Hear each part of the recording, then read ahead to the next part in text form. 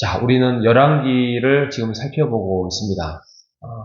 구약에서 열왕기, 역대상하, 이런 것들을, 이런 내용을 파트로 나누면 역사서라고 우리가 하죠.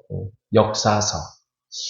우리나라도 조선시대, 삼국시대, 고려시대, 이런 역사가 있지요. 우리나라도 꽤 오래된 역사들이 많습니다. 우리가 역사를 기억하고 역사를 배우는 이유가 뭘까? 조선시대, 그런 걸 우리가 차치하더라도 우리가 성경에서 역사를 배우는 것은 하나님을 잘 알기 위해서입니다. 특히 수천 년 전의 이야기지만, 스토리지만, 하나님은 변함이 없잖아요. 하나님의 일하심이 과거에 이렇게 일을 했고, 오늘날은 이렇게 일하시는 게 아니라, 하나님은 수천 년 전이나, 수백 년 전이나, 변함없이 하나님의 일하심은 변함이 없기 때문에, 여호와는 유일하시고, 참되시고, 역사를 이끌어 가신다. 그렇기 때문에 역사를 통하여서 하나님의 일하심을 우리가 알면, 아하, 하나님은 이런 분이구나. 그러면 이런 거를 싫어하시고, 이런 거를 좋아하시고, 이런 거에 대해서는 혐오하시고, 이런 거에서 우리가 칭찬을 받을 수 있겠구나. 이것을 배우기 위함입니다. 그래서 우리가 온전하게 예배를 드리는 것, 잘못된 예배를 드리는 것, 이런 것들도 분별할 수 있을 수 있고요. 또 하나님께서 약속을 하셨는데, 아하, 약속을 통하여서 신실하게 이끌어 가시는구나. 이를 우리가 깨닫기 위해서 역사서를 읽고 또 깨닫고 배우는 것입니다.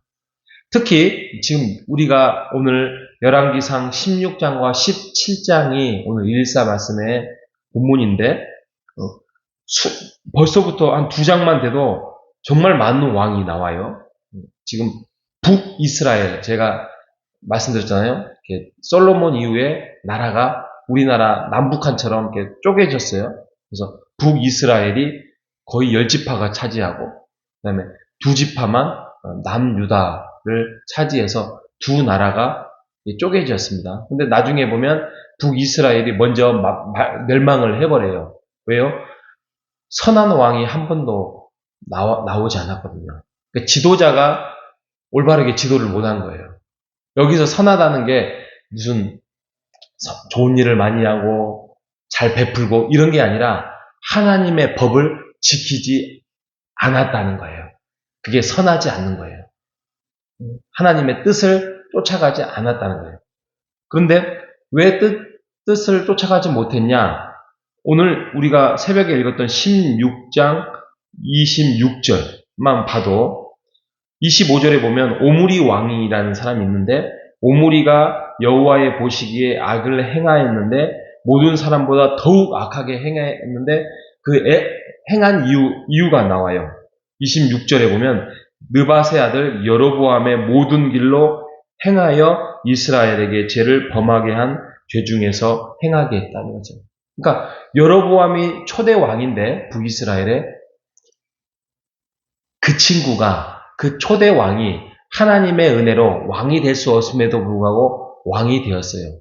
처음에는 성경을 읽어보면 좀 약간 좀 이렇게 내가 왕이 될 수 있나? 내가 솔로몬의 신하인데 약간 그런 선한 두려움이 있었던 것 같아요. 근데 결국에는 왕이 되어서 어제 말씀드린 대로 율법도 무시, 하나님 무시, 하나님의 법을 무시, 그러면서 다 그냥 잘못된 길을 가는 행위를 보면서 여로보암의 모든 길로 행하여 이렇게 돼요. 그러니까 기준이 사라진 거예요. 기준이 하나님의 율법이 돼야 되고 선지자가 돼야 되는데 기준이 없이 여로보암의 기준이 됐는데 여로보암보다도 더 악하게 해요. 그거 아세요?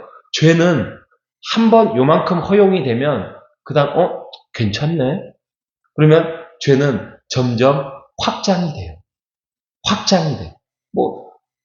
이걸로 나름대로 문제없이 패스가 되면 몇 달 후에는 더 크게 확장이 되고, 이게 부패라고 하잖아요. 죄의 부패. 죄는 확장이 된다는 거 여러분 정말 조심해야 돼요. 아예 그냥 단절을 해야지 그것이 패스하고 넘어간다고 해서 아하 뭐 이 정도는 하나님이 잠시 그거를 기다려 주시는 거고 회개할 수 있도록 하나님이 내버려 두시는 거지 그것을 하나님이 간과하지 않습니다. 죄는 간과하지 않아요. 왜요? 그것으로 인하여서 우리의 인생을 좀먹게 하고 하나님의 자녀로서 올바르게 살지 못하게 하기 때문에 죄는 부패되기 때문에 하나님이 그것을 내버려 두지 않는다는 것입니다. 오늘 그렇잖아요. 여로보암의 모든 길로 행하는데 이스라엘에게 죄를 범하게 하면서 여호와를 노하게 한다는 거예요. 기준이 돼버렸어요. 성경에 읽다 보면 계속 그 부분이 나와요. 여로보암의 길로 행하였더라. 지금 오늘 이스라엘 왕을 보면은 바사, 엘라, 시므리, 오므리, 아합 이게 5명이 왕이 나와요. 근데 그가 행했던 길들이 한 명도 선한 길을 가지 못합니다. 분명히 하나님께서 그래도 북이스라엘을 통하여서 베풀고자 하는 계획과 하나님의 뜻과 목표가 있을 것인데 그들은 하나님이 북이스라엘을 왜 쪼개면서까지 허용을 하셨고 하나님의 계획은 무엇이고 하나님의 비전은 무엇이고 이런 거에 대해서 한 명도 생각하지 않아요. 선지자도 보내요. 근데 선지자의 말에 기울이지 않아요. 그 당시에 선지자는 하나의 율법이고 성경이에요. 스탠다드예요. 그러면 경고성을 듣고 그들이 깨달아야 되는데 삶의 목표를 오로지 자신의 왕이나 자신의 기준과 자신의 영달을 위해서 사용했던 사람들이 왕이에요. 그래서 오늘 이 5명의 왕 중에 그 중에서 가장 꼭지점에 해당하는 왕이 여러분이 한 번이라도 들어봤었던 아합 왕입니다. 아합 왕은 이세벨이라는 여인을 부인으로 얻었어요. 근데 이 이세벨이 아주 나쁜 여자예요. 그리고 이방의 모든 우상은 다 가지고 와요. 근데 재밌는 거는 이 가장 꼭지점에 달하는 이 아합 왕 때 선지자가 누구냐? 바로 엘리야예요. 엘리야가 율법을 전하면서 이제 아합과 이세벨 그리고 엘리야가 이렇게 부딪혀요. 그래서 우리가 이제 18장에 가면 이제 드디어 그 갈멜살 전투가 이제 나오는데 내일 말씀을 드리고요. 그러니까 어떻게 보면 아합 왕은 왕이잖아요. 왕이고 모든 것들을 군사를 동원할 수 있고 나라를 통치할 수 있는 힘과 능력이 다 있는 아주 멋있는 사람이에요. 멋있는 것보다는 굉장히 모든 힘을 가지고 있는 사람이에요. 그 부인 이세벨도 마찬가지고. 그런데 지금 엘리야는 힘이 하나도 없어요. 어디 거처할 데도 없고 그냥 선지자예요.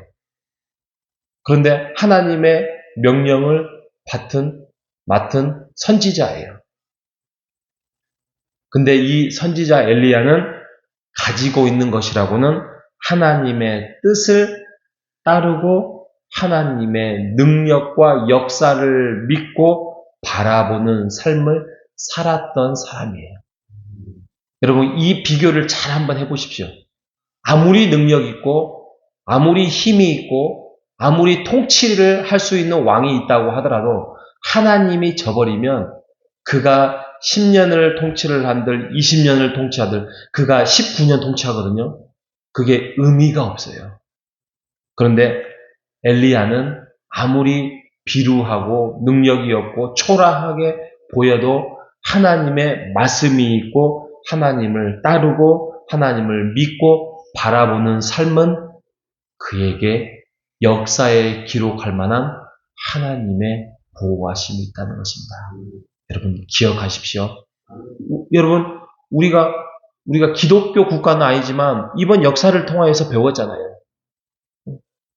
왕은 아니지만 대통령으로서 얼마나 하나님의 뜻을 저버리었을 때의 그래서 그가 5년 동안 할 수 있는 그 대통령의 역할을 결국에는 내려놓게 됐잖아요. 물론 그거를 해석을 달리하는 사람들도 있을 줄 압니다. 그런데 한번 잘 해보십시오. 잘 생각해 보시면 하나님을 따르지 않고 하나님의 원전하신 법을 이루려고 하지 않는 그래서 말 들어보니까 신천지도 들어오고 통일교도 들어오고 무속도 들어오고 끌어올 수 있는 모든 것들을 다 끌고 와서 그 통치를 해 나가려고 하는 그 모습들이 하나님 보시기에 하나님의 심판이 가져오지 않았는가 이렇게 우리가 생각해 볼 수 있습니다. 여러분 하나님 잘 믿으십시다. 하나님 잘 믿고 하나님의 뜻을 따르고 당장 나에게 어떤 일확천금, 명예 이런 것들이 오지 않더라도 하나님을 믿고 따르는 것, 또 하나님을 신뢰하는 것 이것 자체가 복이고 금은보화입니다. 하나님 안에서 말씀 안에서 역사 안에서 하나님을 잘 믿고 따르는 우리 모두가 되시기를 주님의 이름으로 축복합니다. 하나님 감사합니다. 성경에 많은 인물들이 나옵니다.